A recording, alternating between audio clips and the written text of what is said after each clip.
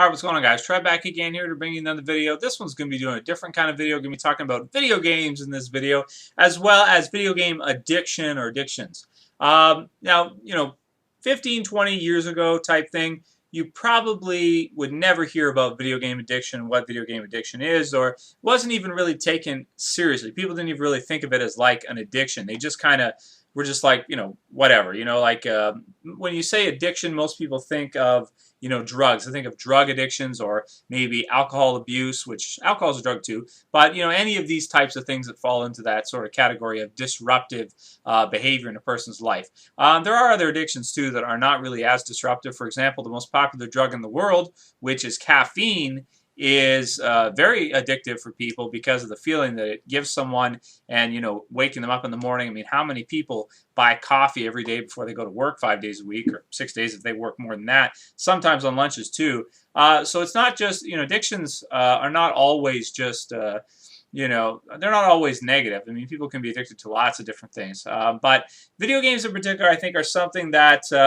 actually probably people should take more seriously than they do, because a lot of people, they just see dangerous drugs as being like probably the worst kinds of addictions. But in my experience, people that I've known throughout my lifetime so far, who are really into video games a lot of times, video games can be very detrimental to someone's health and to their well-being.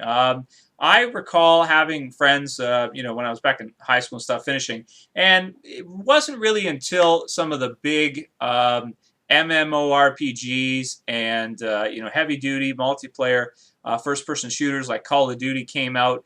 Before that, we had some good games, but it was really, there was nothing really too great. I mean, everything was just okay. Like, we had probably the best first-person shooter before the Call of Duties and some of the more recent ones on computer.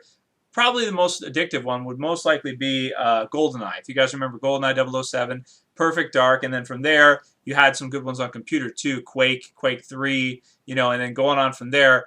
Now with the Call of Duty series has just become something different almost entirely, and I would say is extremely addictive for people, because anytime you get that sense where you're playing with other people, you have that multiplayer, so it's not like the same game you're playing every time.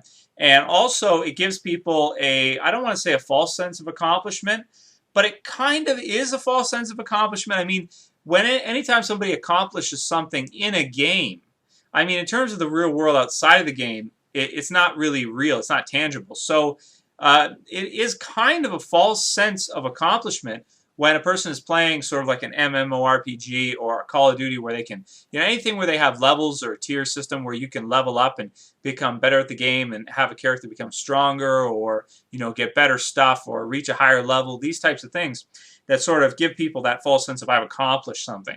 I think that when it gets to stuff like that, it can become very dangerous, because I've heard of people with World of Warcraft that could spend,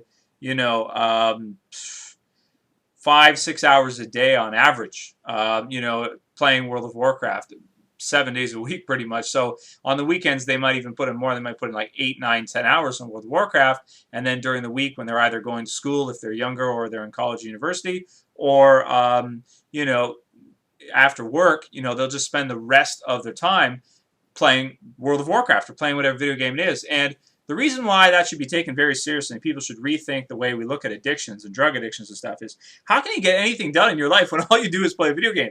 You don't get anywhere. You can't do anything. You don't really learn anything in the real world. You're not really building anything. You're not really improving your skills. You're not really getting any better. And also, all of that person's relationships will suffer too.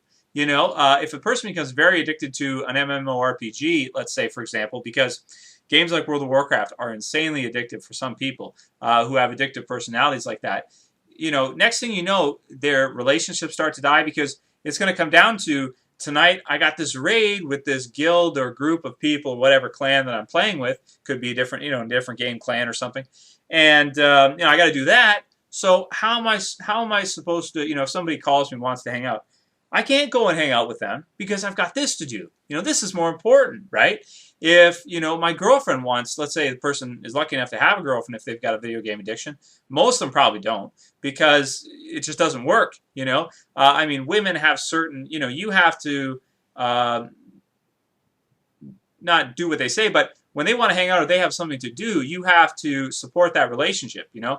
I mean, in relationships, friendships, and, you know, all these types of things, it's not always, you're not always doing it just because you enjoy it. Sometimes you have responsibilities, you know? You might not feel good one night, but if it's someone's birthday, you're probably going to go because, you know, it's just to maintain that kind of friendship, you probably should. What I've seen a lot from people who get video game addictions is that they lose all sense of worth of relationships, friendships, this kind of stuff. And a lot of times it can destroy, you know, everything. I mean, a video game addiction can be so severe it can destroy a person's entire life. It can become their life. And that is a weird state to be in, and a state that sort of, I can say honestly, speaking from personal opinion, that has happened to me about 2 years in my life. There was 2 years during high school when I wasn't really feeling too good about things.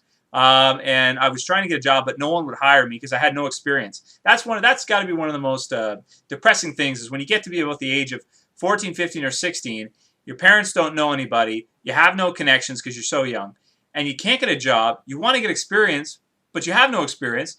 And it's just, you know, one of these types of things where it's like, it's so frustrating. So you end up just doing whatever you want, and a lot of times, you know, that video game addictions, things like this can come about at that age. For some people, it could be later on once they start working or something like that when they're 19, 20. I know lots of guys that are addicted to, you know, games even in their, you know, 20s to 25 type thing.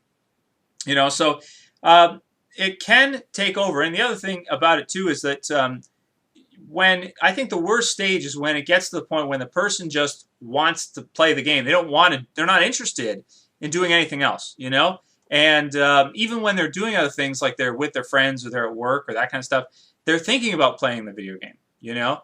I think that's when it gets really bad. And the thing is that, you know, it takes up so much time. Like, if you look at the amount of time some people put into games like World of Warcraft or Call of Duty and stuff like that, or even just completing RPG games like, you know, different types of RPGs can take hundreds of hours.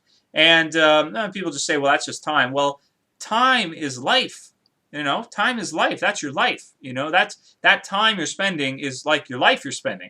You're spending your life playing a video game. So, but at the same token, it can be a healthy thing too. Video games can be healthy because they can be, you know, they can help to reduce stress. If a person's having a stressful, you know, situation, like maybe their job is really stressful or school is really stressful, it can be a nice release. But I think it has to be limited. I'd say anything more than a couple hours a day, you know, 7 days a week on average, maybe more than 14 or 15 hours a week would probably be unhealthy for playing video games. And I think the unfortunate part about it is that so many people are way over that threshold. Like, so many people, if they only spend 15 hours a week playing video games, they wouldn't know what to do themselves. You know what I mean? Maybe some of you viewers, you know, have battled with this. If your friends have battled with this, maybe you could talk about it in the description. Let me know what you guys think about it. Me personally, video game addiction is not to be underestimated. I think it's a serious, serious problem. And in the future, as video games get even better, it's probably going to get even worse. Anyway, that's it for this video, guys. See you for the next one. Later. Peace.